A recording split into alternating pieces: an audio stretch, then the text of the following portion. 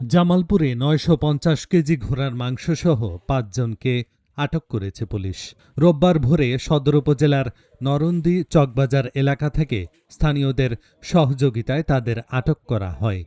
Police জানায় ১৮ বস্তায় করে এসব মাংস পিকআপে ঢাকার যাত্রাবাড়িতে নেওয়া হচ্ছিল। গোপন সংবাদের ভিত্তিতে অভিযান চালিয়ে পিকআপ সহ ৫ জনকে আটক করা হয়। এ সময় কয়েকজন পালিয়ে যায়। আটক ব্যক্তিদের বাড়ি জামালপুর, টাঙ্গাইল, শরীয়তপুর ও ঢাকায়। পুলিশের দাবি, তারা দীর্ঘদিন ধরে ঘোড়া জবাই করে মাংস ঢাকার বিভিন্ন রেস্টুরেন্টে সরবরাহ করছিল এবং গরুর মাংস হিসেবে বিক্রি করত। পরে ভ্রাম্যমাণ আদালত ৩ জনকে ৬ মাস এবং পিকআপ চালক ও হেলপারকে ২ মাস করে কারাদণ্ড দেন। একই সঙ্গে জরিমানাও করা হয়। উদ্ধার করা মাংস মাটিতে পুঁতে ধ্বংস করা হয়েছে। জব্দ করা হয়েছে পিকআপটি।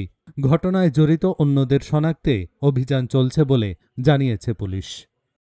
আমরা দীর্ঘদিন থেকে বিভিন্ন মাধ্যমে আমরা গোপন সংবাদ পাচ্ছিলাম যে এখান থেকে অনেকগুলো ঘোড়া জবাই করে মাংস এটা ঢাকায় বিভিন্ন রেস্টুরেন্টে পাচার করে।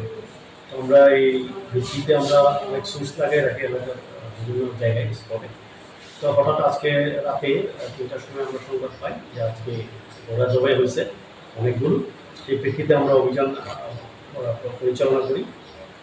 পরিচালনা করে আমরা হাতে নাতে তাদের ট্রাক পিকআপ সহ ৫ জনকে গ্রেপ্তার করি এবং বেশ কয়েকজন পালিয়ে যায় আর কি, যেহেতু নদীর তীরবর্তী ছিল।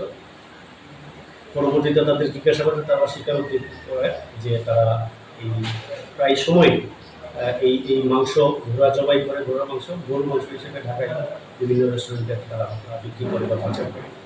তো এর প্রেক্ষিতে আমরা নিয়ে আসার পরে এখানে মোবাইল কোর্টের মাধ্যমে তাদেরকে বিভিন্ন মেয়াদে সাজা দেওয়া হয়েছে, ৬ মাস করে ২ মাস করে এভাবে। তারপর লক্ষাধিক টাকা তাদেরকে জরিমানা করা হয়েছে। এছাড়া সেগুলো মাটির নিচে পুঁতে দেওয়া হয়েছে ম্যাজিস্ট্রেটের সম্মুখে এবং গাড়ি জব্দ আছে। এবং এই বিষয়ে আমরা আরও তৎপর আছি, ভবিষ্যতে যাতে এরকম ন্যাক্কারজনক কাজ কেউ না করতে পারে এই বিষয়ে আমরা আরও সজাগ থাকবো, যাতে মানুষের স্বাস্থ্যের জন্য এরকম ঝুঁকিপূর্ণ কাজ বা এরকম নীতিবিরোধী কোনো ব্যবসা কেউ না করতে পারে।